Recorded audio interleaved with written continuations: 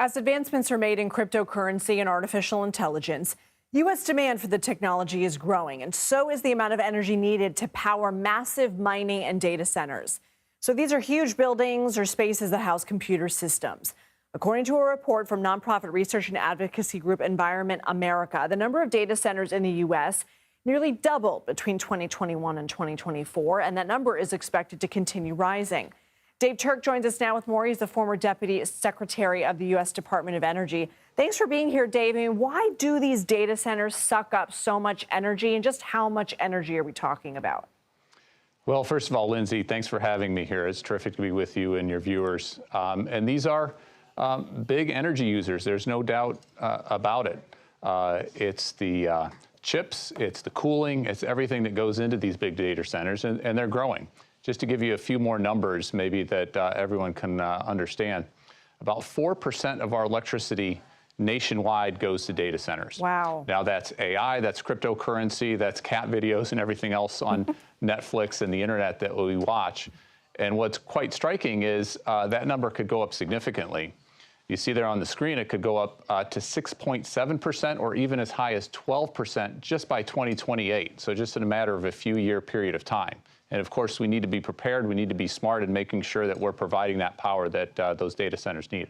Blame the cat videos. What are the potential environmental impacts of this? Well, I think it's useful to think of it in two different buckets.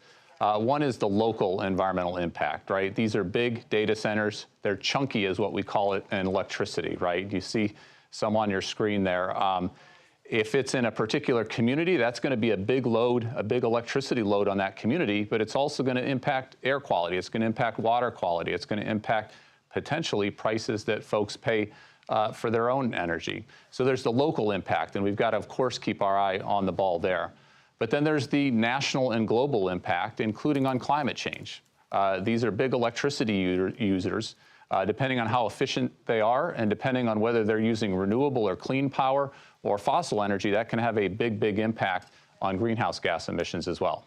Are there ways for data centers and the large companies who benefit them to work toward clean energy? Well, first of all, a lot of these big hyperscalers, these big data center companies, think Google, think Meta, these companies have some of the strongest, most rigorous clean energy commitments of any companies out there. And so they're making some progress, they're making some strides. First of all, we need to be as efficient as we possibly can, right? We need to use as little power as we can to power these data centers. So efficiency is something everybody should do. It makes sense economically, it makes sense from an environmental perspective as well. The reality is the quickest way to bring electrons onto our grid in the US right now is solar, is wind, is storage. Natural gas turbines are on back order, so it's going to take quite a few years to get that natural gas powering data centers. What's also exciting is these clean energy companies can work with utilities, work with others to bring additional sources of clean energy beyond solar, beyond wind. Think enhanced geothermal, think nuclear. So there's a lot of work going on right now for partnerships of these hyperscalers with some of these other clean energy technologies to bring these online to reduce costs and not only make them available for data centers, but to make them available cost effectively throughout our economy. Well, Dave Turk, thank you for teaching us so much. Appreciate your time. Thanks, Lindsay.